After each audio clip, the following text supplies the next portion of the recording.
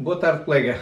Bem-vindo a mais um vídeo, acho que é o oitavo, da rúbrica Ask Pancaleiro. E começo por agradecer à Beatriz a pergunta que ela colocou e que me permite a mim falar de um tema que eu gosto particularmente, que é o tema da gestão intercultural, que no meu tempo passado, numa das minhas vidas passadas, quando comecei a trabalhar este tema, tinha o nome de Cross Cultural Management. E é um tema que já acompanho há muitos anos. A Beatriz colocou a questão como se isto fosse um bocadinho a consequência do trabalho remoto e da pandemia, ou seja, diz ela que com a pandemia aumentou muito o trabalho em equipas multiculturais, em equipas de pessoas de vários países. O que é verdade, mas também o que é verdade é que isto já existia muito antes da pandemia e já se falava de gestão intercultural antes da pandemia e bastante. Eu dei muitas aulas sobre gestão intercultural, fiz muitos projetos de gestão intercultural ainda antes da pandemia. Comecei-me a preocupar com este tema ainda na década de 90, na indústria farmacêutica, quando trabalhava naquela que hoje é a GSK, comecei também aí a preocupar-me com este tema. E é um tema muito interessante.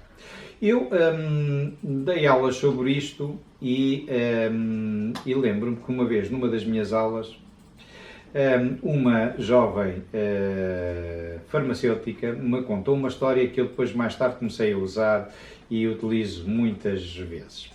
A história foi a de que ela, no início da carreira dela, portanto uns anos antes, tinha vivido em Barcelona e em Barcelona tinha se tornado muito amiga de uma portuguesa que lá estava, que era uma colega dela mais ou menos da mesma idade, e também de um jovem da mesma idade holandês, típica holandês.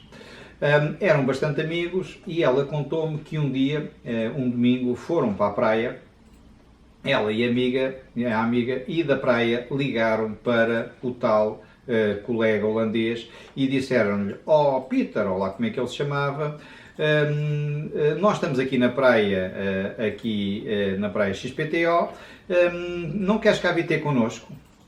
E o holandês respondeu-me: "Não, não quero." E elas ficaram muito zangadas com o holandês, ficaram danadas com o holandês. E, passados uns dias, como eram amigas deles, confrontaram-no e disseram ao holandês: "Tu foste rude, foste malcriado, tu foste rude connosco." E o holandês perguntou: "Mas eu fui rude convosco quando?" "Quando nós te telefonámos da praia para ir ter connosco e tu disseste que não querias ir." E o holandês respondeu: "Mas eu não queria ir." E isto, que é uma história extremamente simples, é um exemplo concreto de gestão intercultural. As portuguesas estavam habituadas a um estilo de comunicação muito redondo, muito ninho, muito preocupado com as pessoas e, portanto, nunca nenhum português lhe diria não quero. O que o português, ou um espanhol, ou um latino lhe teria respondido é: "Olha, não posso ir, gostava, mas não posso ir, tenho isto ou tenho aquilo." Ou seja, arranjaria uma desculpa para não ir ter com elas. O holandês, pelo contrário, tem uma forma de comunicação direta, completa, incisiva, forte e, portanto, o que ele disse foi: não quero ir. Para o holandês isto é a comunicação normal e, portanto, se isto fosse para uma jovem holandesa, a jovem holandesa achava isto a coisa mais natural do mundo. Para uma pessoa portuguesa, ou espanhola ou italiana, isto foi uma ofensa. Para as portuguesas ficaram ofendidas e o holandês nunca perceberia porque é que elas ficavam ofendidas, porque aquilo era a comunicação normal. Ele, se não queria ir, só tinha que dizer que não ia e era o tipo de comunicação.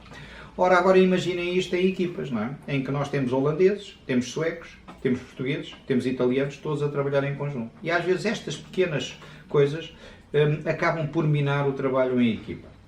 E a gestão intercultural preocupa-se exatamente com isto. Preocupa-se com as diferenças entre o tipo de comunicação, o tipo de expectativas, enfim, a forma de estar dos japoneses, dos americanos, dos italianos, dos portugueses, dos árabes, dos brasileiros e estuda as diferenças culturais de cada um destes países e como é que eles interagem entre si.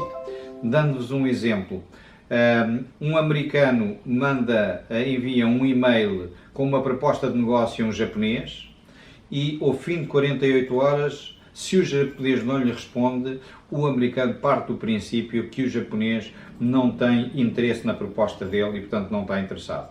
O japonês, pelo contrário, considera que se lhe responder em 48 horas é um sinal de falta de respeito, porque significa que não avaliou, não ponderou devidamente a sua proposta. E, portanto, a forma de comunicar é completamente diferente. Aquilo que as pessoas esperam em termos de comunicação, em termos de gestão do tempo, em termos de gestão do espaço, são aspectos são completamente diferentes.